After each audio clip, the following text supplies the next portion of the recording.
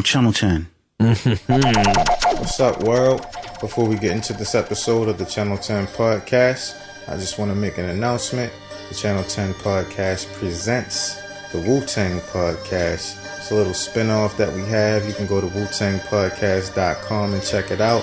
For all the Wu fans out there, we'll be breaking down album by album the history of the Wu-Tang Clan, one of the most influential rap groups in hip-hop history. So go to WuTangPodcast.com and check that out. And it'll also be on iTunes, Stitcher, SoundCloud, or wherever else you listen to podcasts pretty soon. Also, make sure you go to channel10podcast.com. Check out all our back episodes.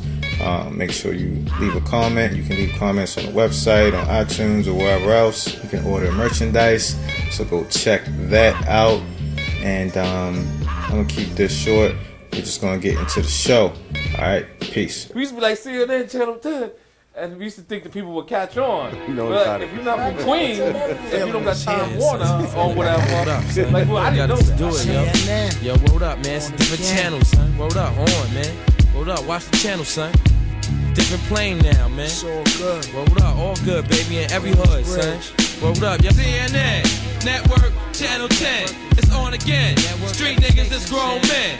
Bold face, gather your face. Stay in place, yo, crime lace. Cast more beef than Scarface. CNN, Network, Channel 10. It's on again. Street niggas that's grown men. Bold face, gather your face. Stay in place, yo, crime lace. Cast more beef than Scarface. Yo. Yo. We're back once again. It's the Channel 10 podcast. It's me, the almighty AR, your man Artic in the building, and I'm alongside Sin God Superior. And today we have a very special guest by the name of BBillions. What's good, man? What up, man? Thanks for having me, man. I appreciate it. No doubt, man. And I actually ran into Bills. What was it? It was in the Wendy's on Florida and New York and DC after the Joe Budden show. Yeah. Yeah, blessed me one of those Saturday shirts, and we definitely gonna get into that. But you know, I just want to take it back to the beginning to start off real quick, man. Where are you from? Brooklyn, New York, Bed-Stuy to be exact. Okay, and what was it like growing up there? It was pretty rough. You know, I'm of a lighter skin tone, so all the kids around here used to try to take my bike. This was years before gentrification, so you know, I had to fight for my bike, fight for my basketball, fight for my Jordans and shit like that. You know, it's pretty rough over here. But now it's totally different. Gentrification had came here. It's like I'm like one of the last black families left on my block. But you must be the man around there as of now, I guess, right? Yeah.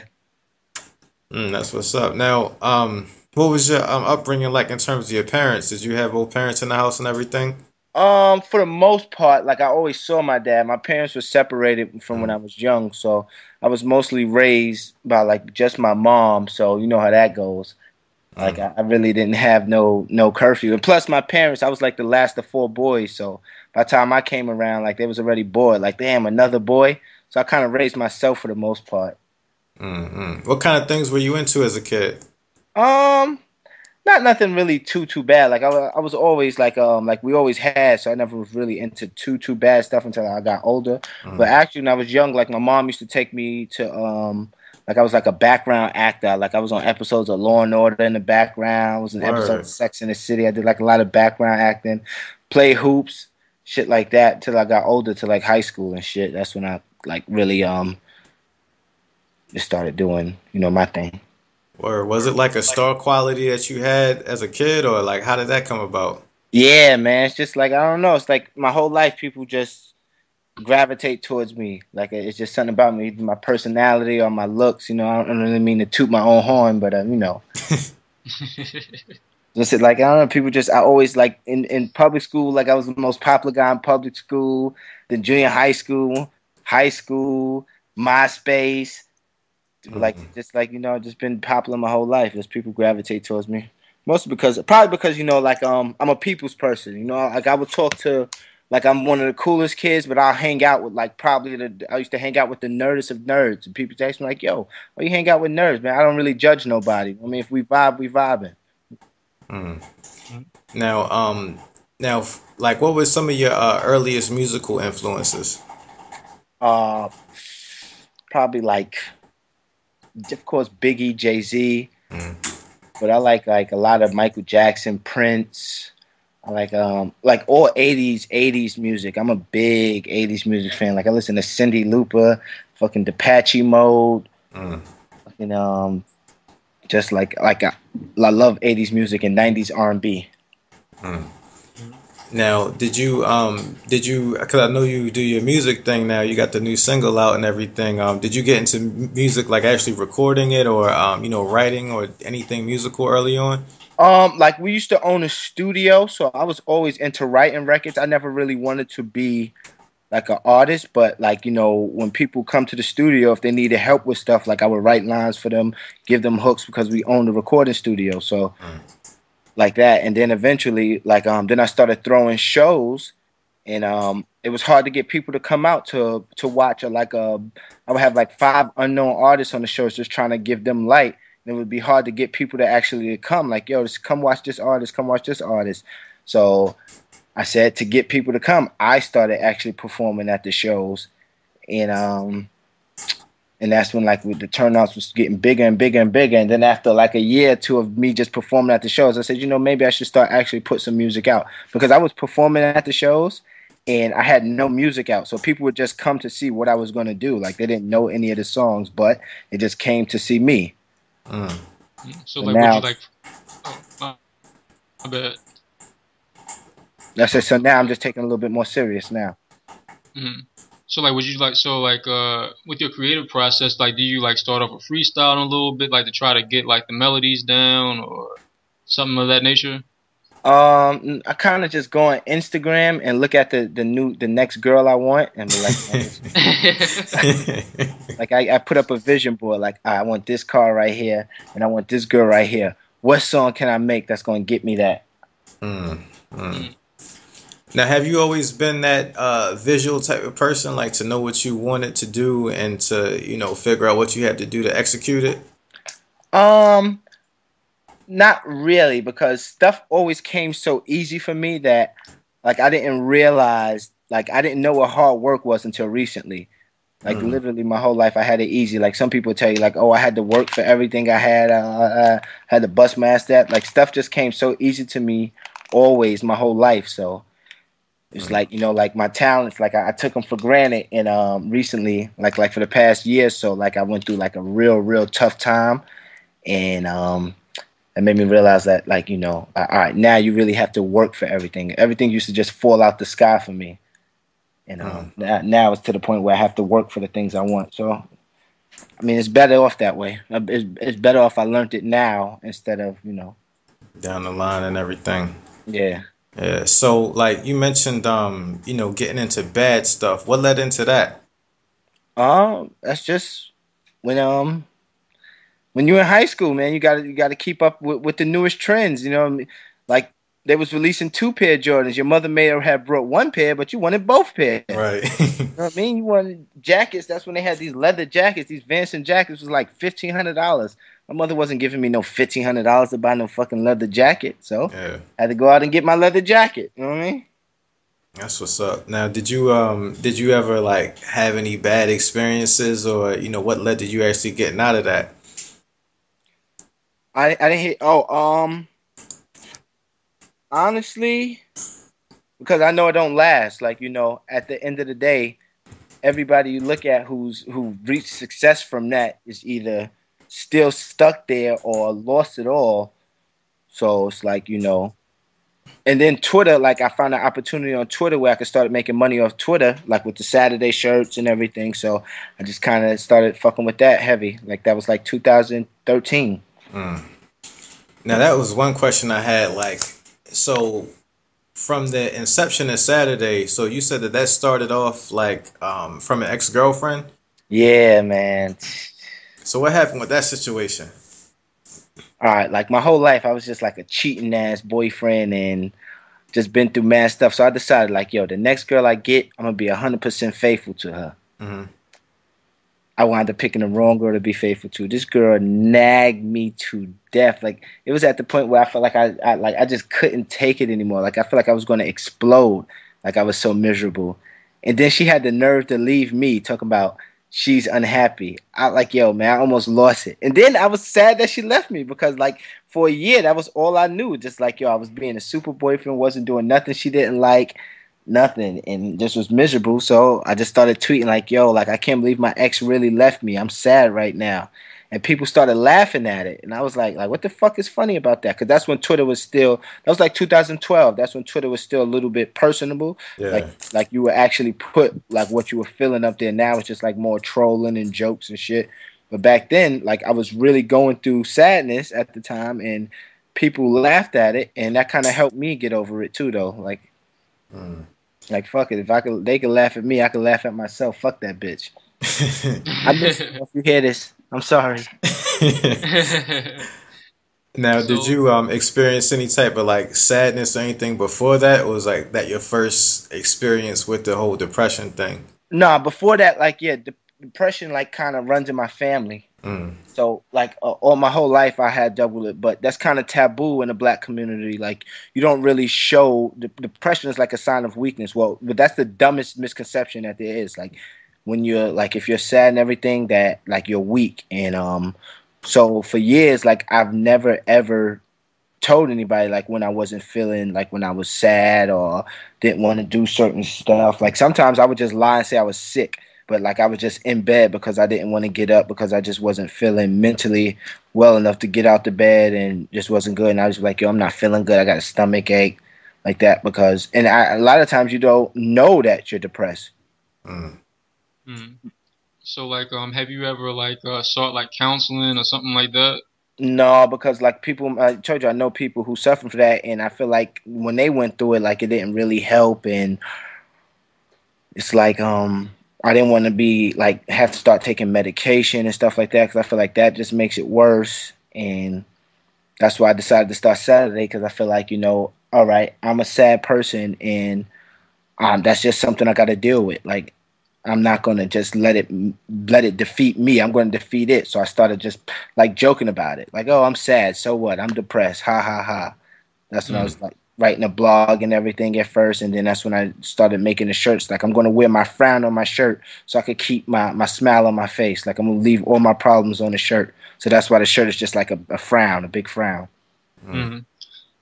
Now, did I you? feel you about that, man. Like, yeah, I feel you, because like, yeah, I've been diagnosed with like depression too, and I went through like this whole period where they gave me like Zoloft and shit. And it just didn't work out with me when I was like, and that was like around 12, and so I just got rid of it and just kind of like dealt with it. And so like periodically I go like these intervals when I go like through counseling and stuff like that. Oh yeah, that's good. Yeah. And it's kind of hard because like people don't understand, like, even when everything is going very well, like, and you can't shake this feeling and you can't really say it to anybody, so you got to kind of keep it in. And it's like, you know, I was wondering too, like, like, was there a moment when you realized that this was actually a thing, like that, you know, you weren't necessarily weak, or those taboos weren't necessarily true? Right, probably from being on Twitter, like, because, you know, I would make a lot of jokes about it, and then people would DM me like, yo, I know you're making jokes about it, but I can see that, you know, that you're somewhat serious, and I want you to know that I feel the same way certain times, and you're not alone. So that kind of helped me realize, like, yo, like, a lot of people wear a mask that they don't show people that they're depressed, and like, I just wasn't alone. So that also helped me out. Dude, so, and it made me realize, like, yo, you like, so then, like, it's okay. Like, yeah, that's when I realized it was serious. Like, all right, so what I am feeling is a real thing that other people feel also, and that helped me deal with it. So, you know, starting that whole Saturday hashtag, you know, at what point did you realize that, hey, this could be like a viable business opportunity in terms of, you know, making the t-shirts and everything? First, I was just writing a blog on nerdatthecooltable.com. Shout out my nigga Nerd, because he helped me out a lot with it also. Like, I was just writing a blog up there, and like, every week, like, the blog would be like the most viewed post on the blog site. So eventually, like, and everybody on Twitter would retweet it, and everybody would read it. Other blogs would repost it, and it was like becoming a big thing. So he hit me with the idea. Like, at the time, I was still doing other stuff. So he hit me with the idea, like, yo, you should sell shirts. And I was like, all right, well, you could sell them and just send me whatever. So he was selling them at first, sending me the money, because I didn't care. You know, I had like a lot of stuff going on. And then when I decided I didn't want to do any of that stuff anymore, I just said, you know what? Like, we had like stopped making the shirts for like a few months, and I decided I was just going to make the shirts again and go hard with it, like put all my energy in something positive, and see where it take me, and it did pretty well. And now, did you have like a designer do the first designs, or how did that come about? Nerd actually sent me like over a couple designs, and I just told him which one I wanted to use. He I don't know if he designed it or had somebody else design it. And then after that, like the rest, like that was just the initial design. All of the new designs is the ones like I basically design them, or have like I tell somebody an idea I have and let them design it for me. But that's what's up. Now, I guess just starting off in a new business venture, you know, and transitioning, how was that process? And like, did you eventually have to like learn like how to, you know, incorporate different things and do a business plan and all that, or did you? Yeah, that was the hardest part. That's what I told you, where I had to realize that stuff just don't fall out of the sky. It's not as easy as it seems. Like, you got to have all your copyrights, all your LLC, tax ID, just like stuff that I was not familiar with. So it was just like, you know, and it wasn't like easy stuff. Like, you can't just, it is relatively easy, but if you have to know what you're doing, like to copyright everything, it's like so many steps to go through. You know, for like a while, I missed out on a big opportunity because I didn't have everything copywritten at the time. Like, you know, someone approached me to buy the Sadderday brand. I didn't have all of the paperwork right at the time. So, like, and that was another, like, a learning experience to me. That's when I realized, like, yo, shit just don't happen. Like, you have to do the right thing for it to happen. So so how difficult was it to copyright, you know, the term Saturday? Because, you know, if I can recall properly, I've seen like certain songs that have like the term Saturday in it. So Right. Did you like run into any difficulty with that? No, only the word only copyright problem I had was with the actual word Saturday. I just proved that they were two totally different things, and like Saturday was just a day of the week, and Saturday was like mine that like had to do with sadness. So, and that was it. Like, so it was relatively easy to copyright. Yeah, because I was just curious, because like, you know, I looked at some of your other interviews, and it's just like, you know, I did this and I did that and I did that. So I was just wondering like the whole process. So like, you said that you did like pop-up shops and things like that. Yeah, so like like that's why I got it real popular out here, because at first it was just popular on the internet. When I wanted to get it popular, like the pop-up shops and the concerts, like they went hand in hand. Like, because I wanted to incorporate music with the Saturday. That's why I started doing the concerts, but people wouldn't come out and to purchase shirts. So that people were like, yo, I want a shirt. I'm like, all right, well, I'm having a concert, so just come out and see it. They're like, I don't want to see those corny people perform. And then when I started performing at the shows, like that, started bringing more people out, started boosting merchandise sales. So it's just like, you know, like it goes as far as I take it. That's what's good. Now, and then, you know, in terms of all that and, you know, the logistics of it, like in terms of a pop-up shop, do you have to get like permits and things like that, or how does that work? No, not here. I don't know. Maybe I'm doing it wrong. I don't know, man. Shit, maybe I have to. I know I haven't done any of that recently, but now I know, like, when I'm trying to open up a store, that's what I have to do, get like certain type of permits. And I'm trying to open up a store in New York City right now. That's what I'm in the process of. It's just rent here is so fucking high. I might have to go to like Jersey or something. Right. Now, you've talked a lot up too about, you know, different places out of town. You know, I saw you in DC, and you talked about, you know, other places in college towns and things like that. Right. Yeah. So, like, you know, what are your experiences in different places, and how do they relate to, you know, the New York experience and everything? I mean, every place DC is my second home. I just love it out there in DC. I have never even done like a Saturday show, Saturday party, pop up, nothing in DC. I just love DC so much. I just go out there a lot. But mostly I do them like in Connecticut, Atlanta, and it's like people are real receptive of it because it's from Twitter. Like, so a lot of people on Twitter, when they see that I'm going to be there for that weekend, like, yo, I'll make a flyer, advertise, I'm going to be there for that weekend, and a lot of people from that town just come out and buy shirts. I'm actually doing one in Kentucky, and it's looking like I didn't even know that many people in Kentucky knew about the Sadderday brand. But people are emailing me like, yo, I need this color shirt. Please bring. I need like 6 shirts. I didn't want to order them online, but I want to come out and get them. That's why I want to start doing pop-up shops in different states also, because I hate ordering stuff online. But if I know I can just go physically get it, I will go physically get it. So. Yeah, you got to get like a whole street team in different locations and things. But I actually like going to the place myself. Like, I like putting in the groundwork myself also, so it don't even matter. I just find a place for us. We are in D.C., Maryland. Yeah, well, I'm in Baltimore. He's in you're in Oklahoma. yeah, Oklahoma. Yeah. All right. But got to get out there to Oklahoma too. Oklahoma's close to Dallas, right? I'm supposed to do something in Dallas like late July. Oh well, is that like around the time of your tour, right? Yeah, tour like you're doing? Yeah. Alright. Like late July. Yeah, cool. It's interesting that like I guess like your whole your whole business, because like I would imagine that so you go out and about to all these different places, pop-up shops and everything like that, and you're actually working while at the same time I guess going to different clubs. And so do you ever like come across like certain people who just kind of like want to party with you or whatever like that, but at the same time you're kind of working? Yeah. And so like how do you like try to like balance that out? Funniest thing ever, like we did a pop-up shop, and like when we doing like a Saturday concert in Atlanta. So I'm carrying the boxes of the shirts in because I'm here, like we're doing a concert, I'm going to perform, that, but I'm carrying the boxes in to set up the table to sell the shirts. Like I do a lot of groundwork. People are actually grabbing the collar on my shirt, like Bills, Bills, Bills. And I'm just really confused.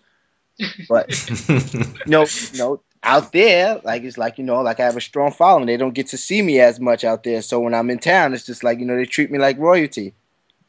Yeah, because like, I imagine that, man. Like that's what like seeing you on Twitter and stuff. Like I can see you like we gotta keep moving these shirts. We gotta keep moving these shirts, and people are like Bills. I know your pain. I'm so sad. Yeah, let's take pictures together. Let's have a shot of Henny together. Yeah.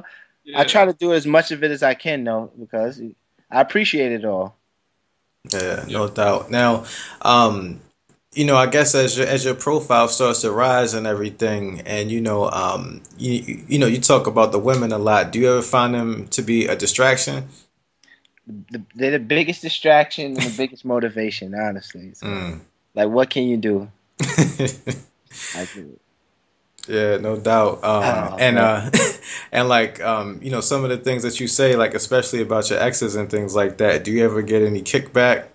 Oh, definitely. Like a lot of time people tell me I hate women and, like, oh, like I sound bitter. A lot of time my exes get mad because like, I'll say some stuff I'll just tweet just because I know other people can relate to it.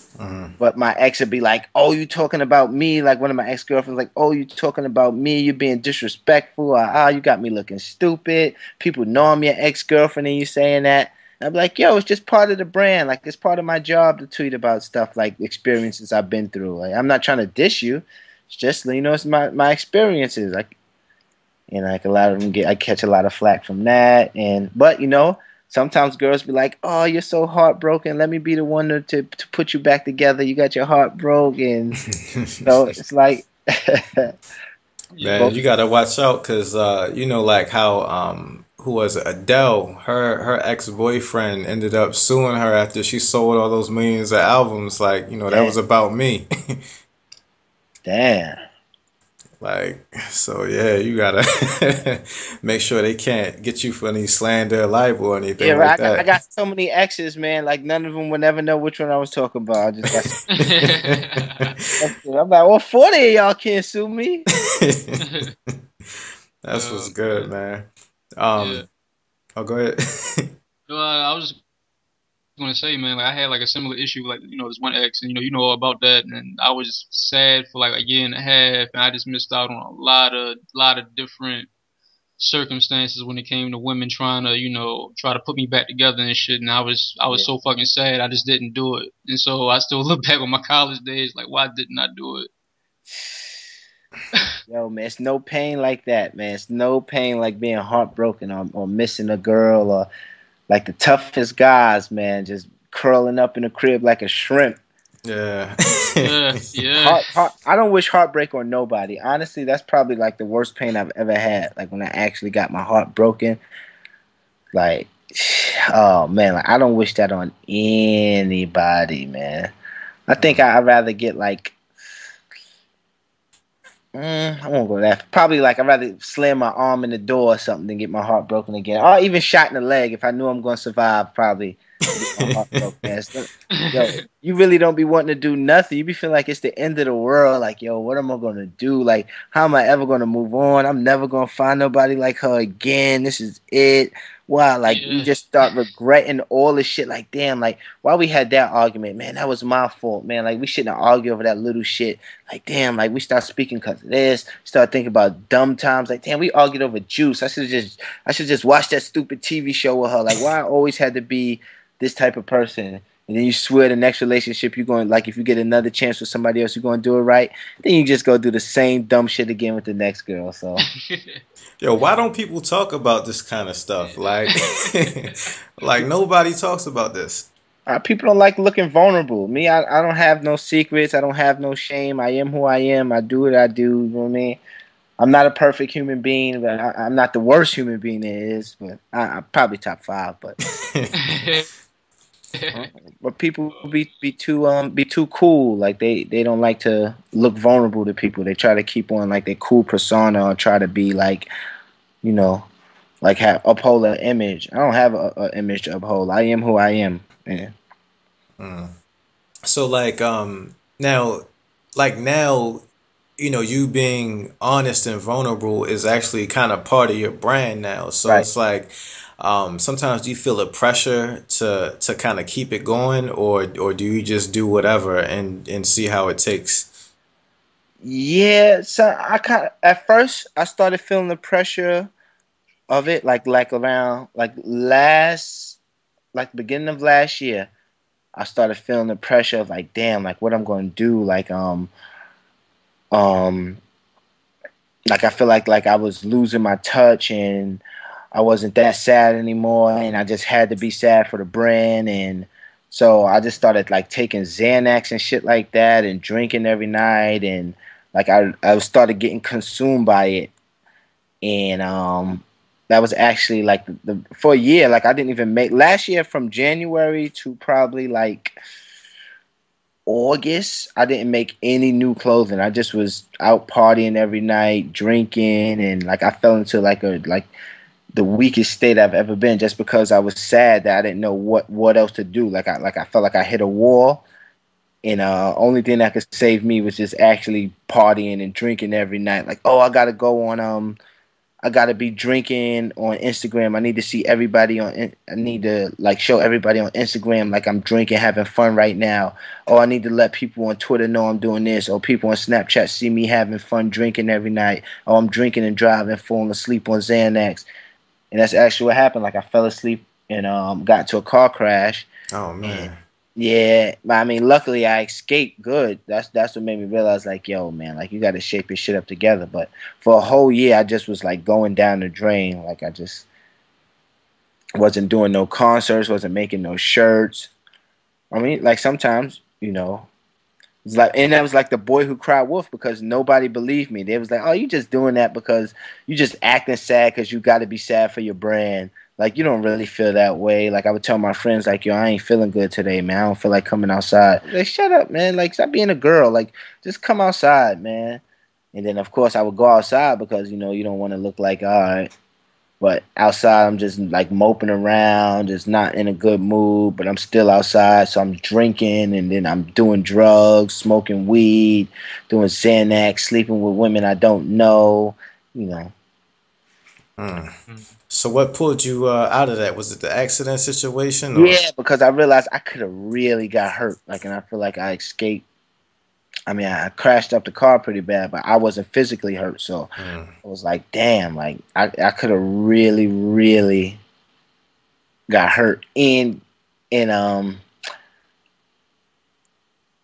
I realized, like, no, I got so much more left to do. Like, I got, especially with myself, with the Sadderday brand, I got so much more left to do before I could really hurt myself. Because I didn't mind, you know, if I'd have went out in a car crash, I went out in a car crash like a G, you know? That's how most G's die anyway, car crash, getting shot. Like, those are the only two real honorable ways to die as a man. So I realized I just got, like, a lot more to do first. So, like, are you religious at all? Yes, I'm Christian. Okay, and how does that, you know, play into everything that you do? Right, like, and at that time, like, I was losing my faith in God. Like, I was just really in a dark, dark place. Like, I wasn't going. Like, I usually go to church almost every Sunday, read my Bible every night, pray every night. I wasn't doing any of that for a year. I just gave up.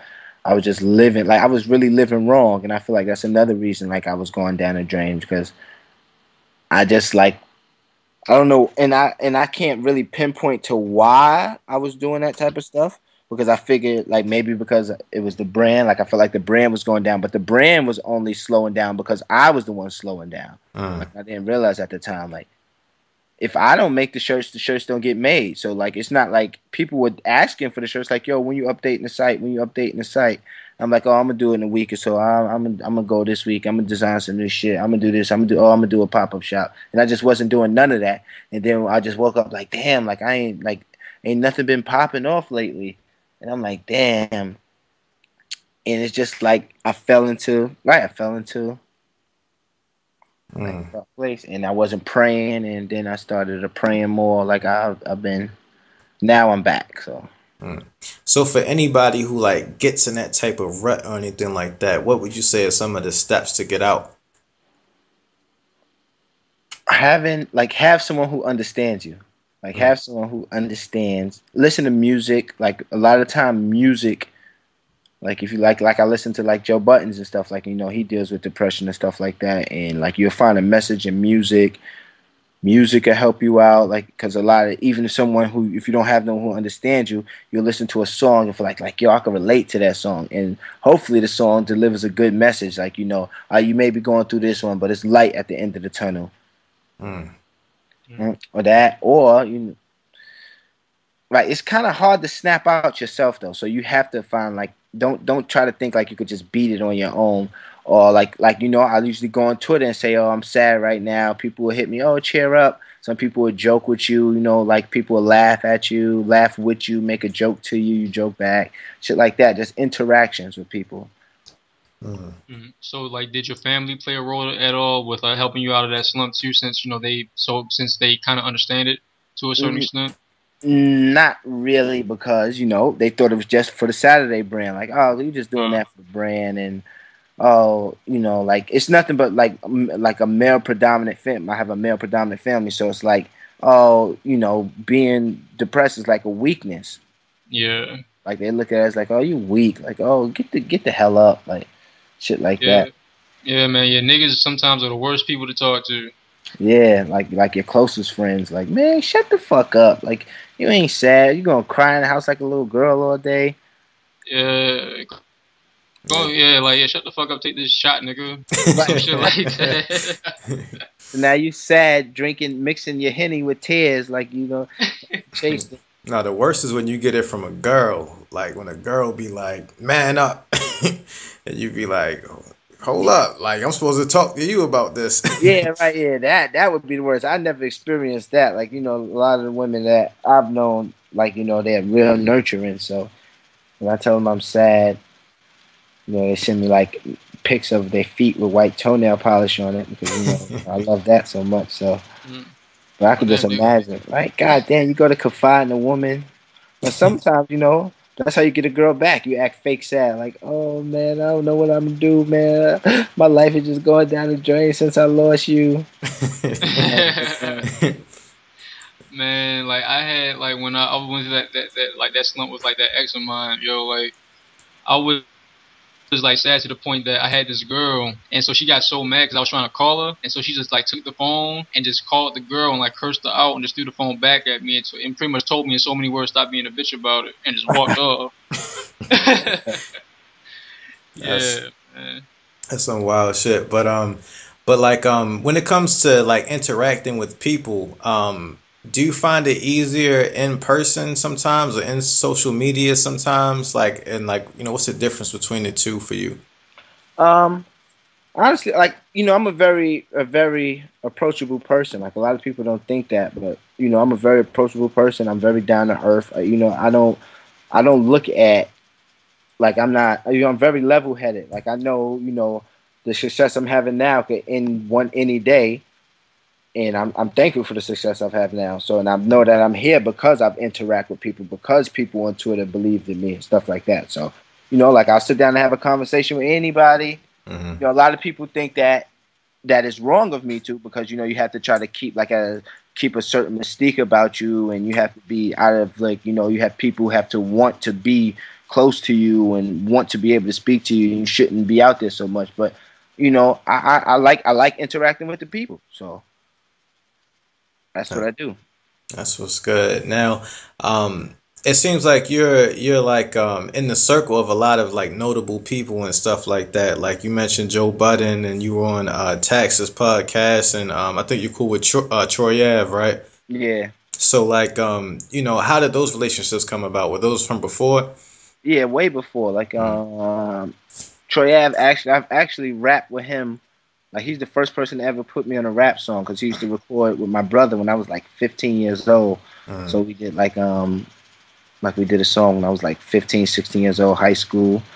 Me and Tax been cool for like 8 years now. Like, he and my boy Push, I know him through my boy Push. We all used to be like MIB together. So, and then Joe Buttons, I got him cool through Twitter. Like, we actually was beefing on Twitter, like, you know, just right. Like, I was a fan of his, but I think he said something to one of my friends.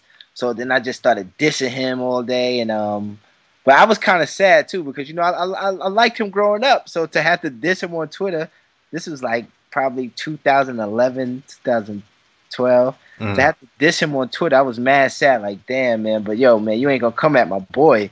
So we was just dissing him on Twitter. Then he blocked me, and then I wound up going to one of his shows. He unblocked me. We got real cool, and then we were just hanging out from there. We go to the strip club every night and go to the hookah bars and shit. And shout out to him too, because he helped me a lot with the Sadderday brand also. Him wearing the shirts and shit. That's what's good. How do you feel about his you know, this run of shows being his last? Man, I feel like he shouldn't do that, man. Maybe I think, yeah. I don't want to say too much, but I don't think that. This is just pure speculation, but I think like Rage is gonna, you know, he's doing the whole thing, the whole Rage and the Machine thing now. Maybe Rage is gonna go on shows, and Joe Buttons is done. You know? Yeah. It's no way. Like, his shows are just amazing. There's no way he should be like, yeah, all right, that's my last shows.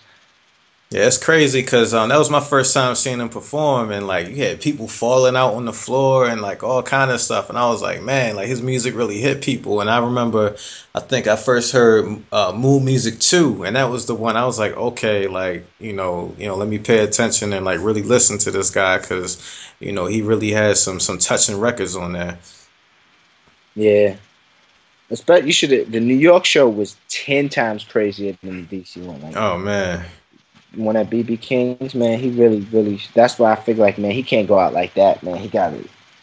No artist is retired when they say they're retired, though. Like, I've never known one artist to stay retired when they said they retired. Yeah.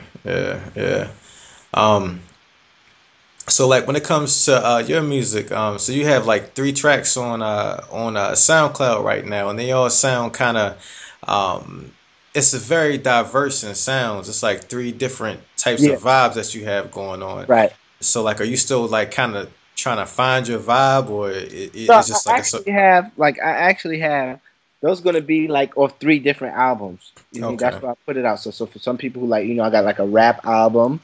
For people who are more into rap, I have like one like a more R&B auto-tune album. and I have one just like my personal albums. Like that's where the song All Done is from. It's like all real life situations I went through. That's my favorite joint off. I'm off of the joints. That's like a real, like that album is just like real life, every situation I've been through with women, depression, everything like that. The other stuff is just songs that I was just trying to make, you know, like to have songs. Mm. So what's your timeline for like releasing music or anything? Probably I wanted to shoot a couple videos this week so I could get like get 2 videos out at least, because like the first or second week in July, I'm waiting for the company to give me a release date back, and that's when it's going to be out. The first or second week in July, and that's when in July I'm gonna start the tour up and everything.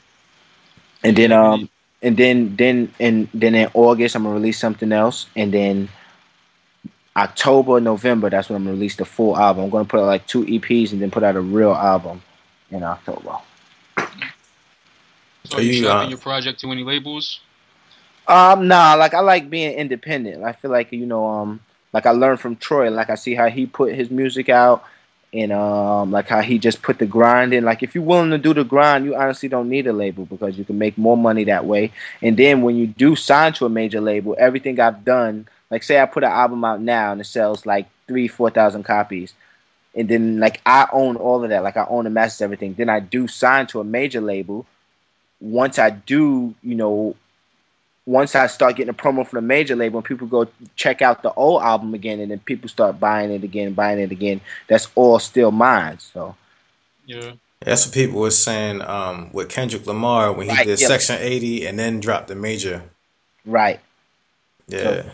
So with Section 80, he's probably made more money off Section 80 than he did the other 2 albums. Yeah. That's a smart way to go about it. If you want to put the grind in, like, you know, I like, this is like my lifestyle. So I like traveling. I like doing different shows in different cities. I like talking to people on Twitter. Like, yo, come out. I'm be here today. I need to start getting on Facebook. Like, I'm not really on Facebook heavy, because I used to have a Facebook and I used to curse on Facebook. And my aunt used to call my mom like, "Oh, your son is cursing on Facebook. Oh, he's texting 2 girls."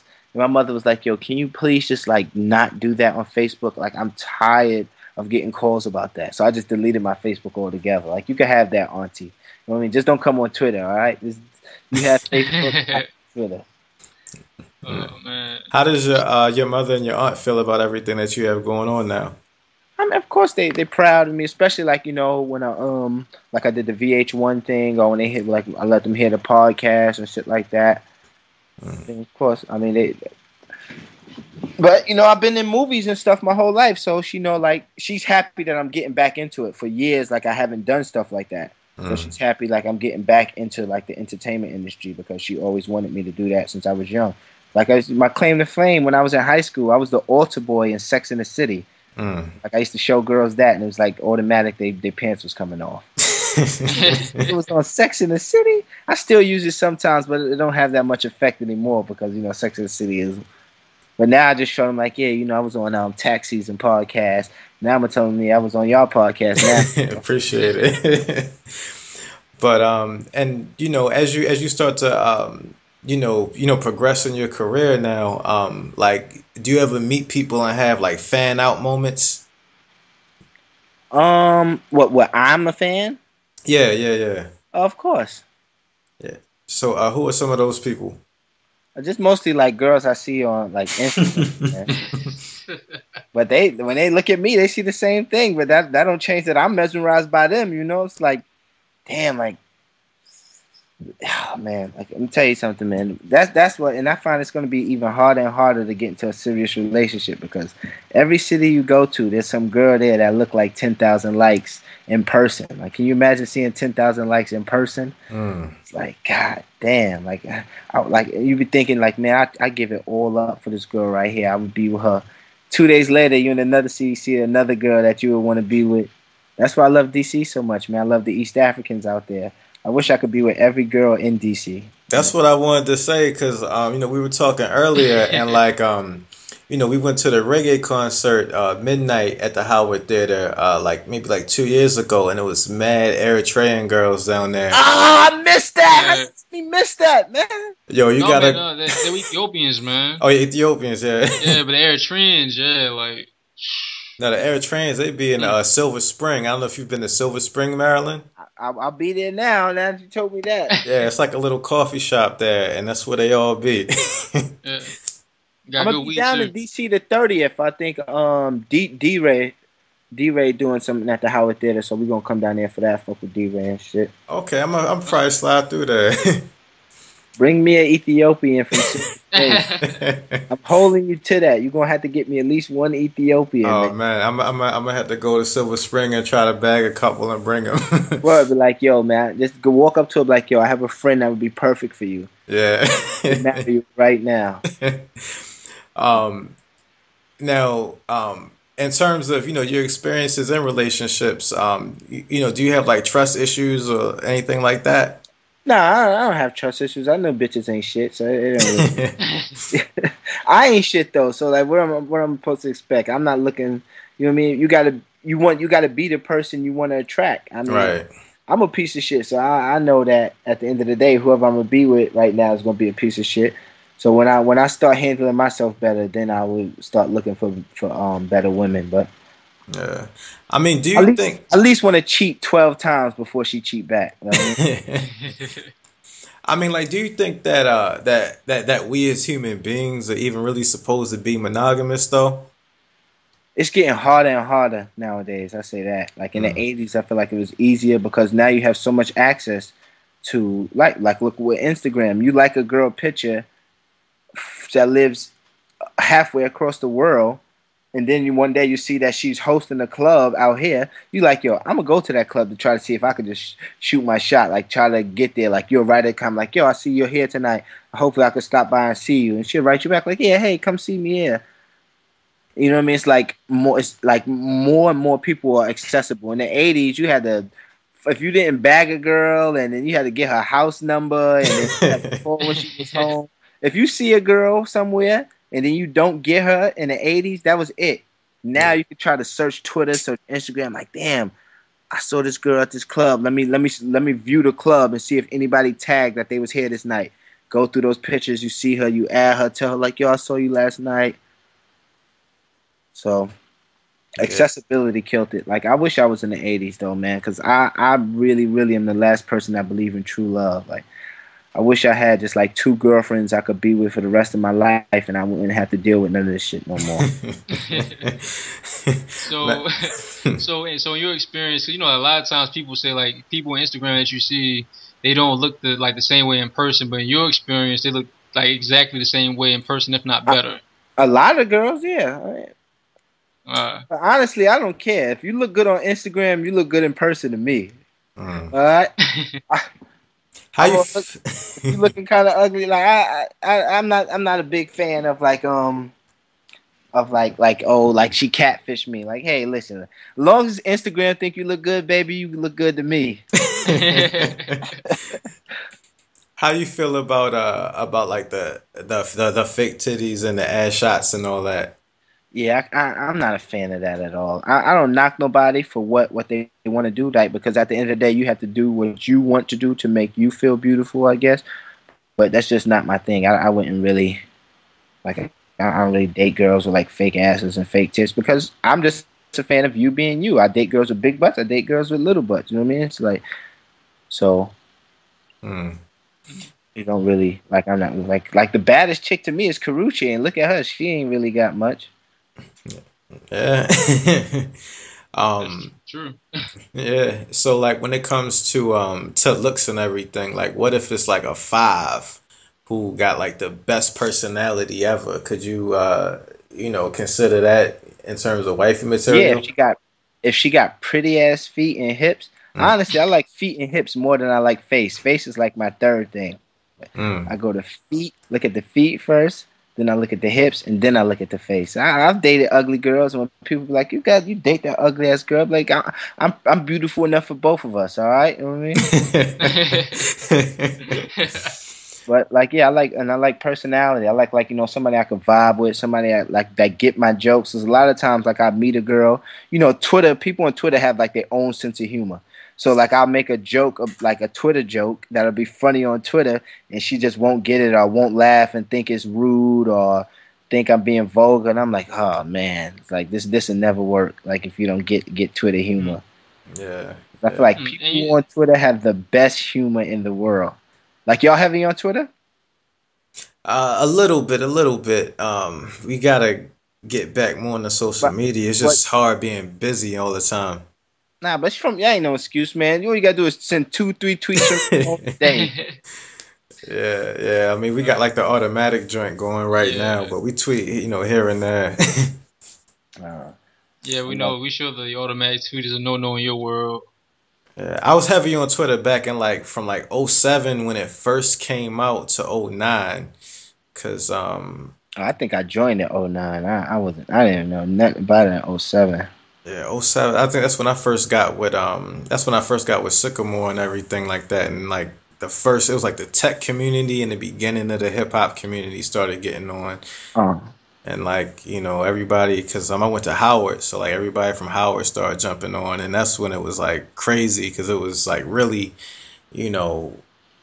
just everybody just out there and not so corporate how it is now. Right, yeah, like Twitter is definitely watered down now, but you gotta take the good with the bad. Like I just try to and that's another thing. I weed a lot of stuff out on Twitter. Like I literally only see what I want to see. Like my eyes only gravitate towards keywords. Because I do have a lot of people I like political follows. Like you meet someone at an event. Like you should follow this person. Oh y'all should follow each other. Like that. I don't really unfollow nobody on Twitter either. So it's like I probably follow almost 1,000 people that I no longer want to follow or don't want to follow, but I just don't unfollow people because I feel like that's like if somebody unfollow me, I get offended. That's like saying fuck you to my face. You know what I mean? If you said fuck you to my face, I'd probably punch you in the nose. So yeah. So do you do like research on social media strategy and like business and all that type of stuff, or do you just kind of learn as you go? Nah, yeah, I should though. I don't do no research. I don't do any reading. I kind of feel like I'm one of the people that like people tell me like, you should read 48 Laws of Power and stuff like that, and I feel like I'm kind of one of the people who write books like that. So I don't really read stuff like that because I have a lot of knowledge about. It's a lot of self-awareness and self-knowledge, but I do want to start reading because it will help me take what I have now to the next level. If I already know these things and I read up on how to sharpen them, steel sharpen steel. Because like when people tell me stuff from the 48 Laws of Power, it's like stuff that's common knowledge to me. Like, of course, I know that already. Oh, yeah. But maybe if I read it, it'll teach me how to master these things. And you're currently working on a book right now, aren't you? Yeah, I'm doing actually 2 books. One book is just going to be like, I'm searching right now. It's going to just be like my best tweets. I'm going to do a book of like all tweets and like all gems I've ever wrote and shit like that. It's just going to be in a book. And the next tweet is like how to make yourself popular, everything, like, and how to become how to brand yourself, like how to make yourself a brand and start making money from it. Like some of my stuff is like sometimes you gotta fuck the popular ugly chick because she will get your name out there. Like she's gonna brag so much about that she's gonna be so happy that she's fucking you that she's gonna tell everybody in the world, and then everybody in that circle is gonna know who you are now. That's so true. Yo, that's so true. But yeah, man, I look forward to that. That's definitely some knowledge. I guess like in terms of getting into books, like if you don't necessarily even feel like reading through a book, what I do is right now I listen to a lot of audio books. Right. And not to plug, but we got the sponsorship, audible.com/channel10. You get your free 30-day trial and a free audio book. But oh shit, definitely gonna fuck with that. But yeah, like it's a lot of good things. And they got like 48 laws and everything. Contagious is a good one. That's one. It kind of reminds me of what you were talking about. That's the one I think Nipsey Hussle said inspired him to do his Proud to Pay thing when he sold the mixtape for $100. Oh yeah. Yeah, like so some dude was selling cheesesteaks in Philly for $100. But yeah, he details that in that book. But yeah, man, do you have any like any titles that you're thinking about so far for naming your books? No, I don't have any titles yet. That's another thing. Like, that's another thing. That I just like, just jotting down. Basically, like I want to get the book written first, and then choose like afterwards, like whatever title best describes how I organize it. Yeah. And then I'm also working on like doing some YouTube shows. Like I'm going to be like making a YouTube series called 30 Dates in 30 Days. It's just going to be me going on 30 dates with 30 different girls. It'll actually probably be more than that, but that's just the name I'm going with, 30 Dates in 30 Days. Like it's going to be like mostly reenactive of real dates I've been on. So I might get sued there. Because I'm not going to actually use the girl. Hey, I might even ask some of the girls that I went on a dates with. Because, sometimes I go on bad dates on purpose just because girls love to talk about negative experiences. Like, oh, I went on this date with this guy. He was such a jerk. And that's also in the book. Like, sometimes you got to go on bad dates. Yeah, I saw that on your Instagram. Right, yeah. Sometimes you just got to go on bad dates. Sometimes you got to have. Everybody can't say something good about you. Some people have. There has to be some negativity about you in the world. Yeah. So like with your with your schedule and all, do you have like a particular like regimen when it comes to like sitting down and writing for your book, then like going to Twitter, working with that, and then like doing like things that you do like selling shirts and like networking all throughout night or whatever like that? Yeah, 24/7. I'm on the clock 24/7. This is my job. This is my livelihood. I do something towards my goal every day, like all day, every day. Like before this, I was out. I went to like a networking event, like a podcast. It was Combat Jack shit. Before that, I was writing a book. Before that, I was went to work out.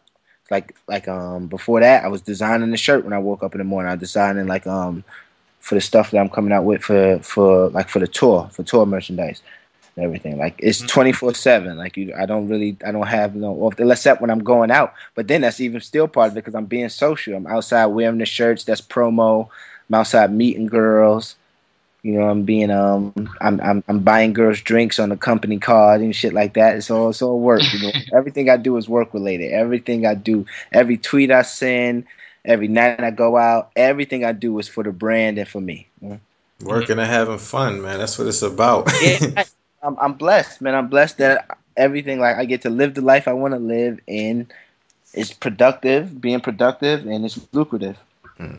Are you still sad? Yeah, man. I'm actually even sadder than I'm the saddest I've been in a while right now. Why do you think it's like a chemical thing, or is it like things that are just happening? Yeah, like just certain shit just happened, man. It's like I'm sad because I didn't get caught cheating in like 2 months, and like usually it's the summertime, so I wanted my girl to catch me cheating so we could break up for a little while and I could go have some fun. Now, like I don't know why she just won't go through my phone. I've been leaving it out there, been leaving it unlocked, open just for her to see it. Because, breaking up with your girlfriend isn't like real men don't do that. You just do stuff to get yourself dumped, like when you don't want to be in a relationship no more. And she just won't do it. I really be like I hate being like as a boy. I'm a great boyfriend. That's why girls a lot of my exes miss me after we break up. But being with someone 4 days a week is 4 or 5 days a week is getting hard, man. Like I just need her to dump me so I can have the next 2 months to myself. Right. It's reminds me of that fabulous song. What's this joint? Cuffing Season. Right. Like tell the hoes I'll be back in June. Right. Tell these hoes I'll be back around June. It's June, man. Like, what you doing, man? Let me get these next 2 months. Let me get July and August to myself. We'll be back in September. Yeah, man. Well, hopefully she hear this.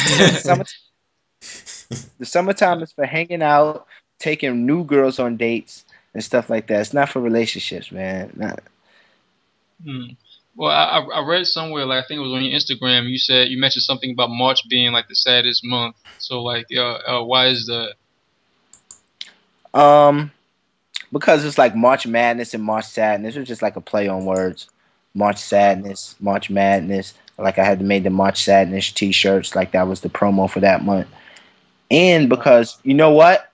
Oh, it is the saddest month because only girls I've ever loved were Pisces, and they all had March birthdays, and they all like just broke my heart. So that's what March is. March is the saddest month for me. And stay away from Pisces. If I got any advice for y'all, just stay away from Pisces. Pisces women are the devil, man. Man, the last relationship I was in was with a Pisces, man. That's a whole nother story. I feel your pain, man. Feel your pain. Oh no, it's not my pain, it's hers. Most definitely. Yeah. Yeah, man, that's some real stuff. Breaking hearts, man. No, well, it's something more personal than that. Because it's kind of yeah, she recently just called me after like 2 years, and it's a whole nother story. Damn. Yeah. Yeah, man, life is crazy, especially as you get older and certain things start to happen to people around you, and you just looking at it like, yo, like, you know, sometimes you look like you don't know who's going to be here tomorrow, so. That ass, man. That's why you just gotta enjoy. That's why you gotta live life to the fullest, man, and enjoy it. Yeah, man. But I guess moving forward, you know, where do you see yourself in the next, you know, year or two? Living in DC with my new East African girlfriend. Word. You know, just making everything from out there. Living in DC with my new East African girlfriend, making, you know, just bringing Saturday out there, or hopefully like I would have like a couple stores by then and just be able to sit back and like have like Saturday reps, people who tweet sad, and I'll be able to just live my normal life and have the brand moving constantly. That's what I'm doing now. Like I'm just going to different states. I'm gonna find a sad rep in every city and just tell him like, yo, I'm gonna pay you a certain amount to tweet sad and be sad for me every day on Twitter. And you carry it on, and I actually go get to be happy. That's a dope marketing strategy, yeah. Man. And I guess in closing, yeah. And I guess in closing, you know, what music are you listening to now? Right now, you know, I listen to Troy Ave. I listen to Beyonce, Rihanna, 90s R&B. I listen to myself. I listen to The Killers and Party Next Door. That's about it. Word. Speaking of the whole, you know, situation with Troy Ave, like, how is that affecting the whole New York scene right now? I don't really speak on that too much. It's like, yeah, I feel you, no doubt. But yeah, you know, you got your R&B playlist ready for the ladies this summer and everything. Definitely. But yeah, man, we definitely appreciate having you on, man. It's a great conversation, and I'm gonna try to come out there on the 30th when you down there at Howard Theater with DeRay. Definitely, man, and bring a Ethiopian with you, man. Man, I'm gonna try my hardest, man. I'm bag a couple of them. But definitely, and if you got a spot out there, we could do like a like if you got connections, any spot out there, we could do a pop-up shop concert at. I mean, we could make a couple dollars together and shit. All right, man. I'll be on the lookout, definitely. Definitely. So hit me up, man. I appreciate y'all for having me up here. No doubt, man. No doubt. We probably had this up in the next I'm trying to think. Probably the week after next. All right. Yeah, definitely. All right, man. Appreciate it, man. No doubt. Peace. Yeah, son. You feel it, man. Word up, son. You gotta just do it, yo. Yo, word up, man. It's a different channel, son. Word up, on, man. Word up. Watch the channel, son. Different plane now, man. It's all good. Word up, all good, baby, in every hood, son. Word up, yo. CNN, Network, Channel 10. It's on again. Street niggas is grown men. Bold face, gat in your face. Stay in place, yo, crime lace. Cats more beef than Scarface. CNN, Network, Channel 10. It's on again. Street niggas that's grown men. Bold face, gat in your face. Stay in place, yo, crime lace. Cats more beef.